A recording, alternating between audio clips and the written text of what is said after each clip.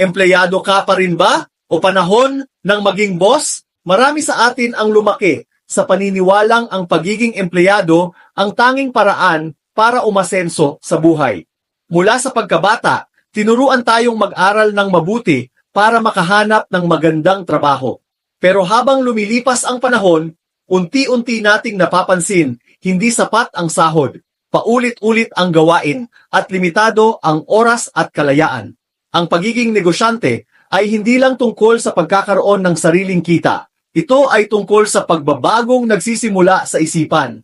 Ang employee mindset ay nakasanayan nating maghintay ng utos, umasa sa sweldo, at matakot sa risk.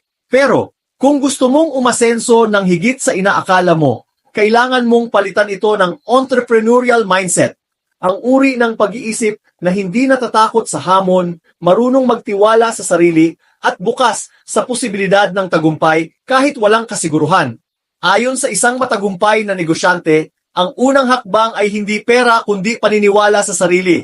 Nagsimula rin siyang may kaba, may doubts, at walang kasiguruhan kung kakayanin niya. Pero, nang pinili niyang sumubok, mas nabuksan ang maraming oportunidad na hindi niya natagpuan bilang empleyado. Sa negosyo, ang bawat pagkilos ay may direktang epekto sa tagumpay mo. Mas nakakapagod, oo, pero mas rewarding. Kung ikukumpara, ang pagiging empleyado ay nagbibigay ng stability at seguridad. Pero ang pagiging negosyante ay nagbibigay ng tunay na kalayaan at posibilidad ng walang limitasyong paglago. Sa huli, ang tanong ay hindi kung alin ang mas madali, kundi kung alin ang mas makabuluhan para sa iyo.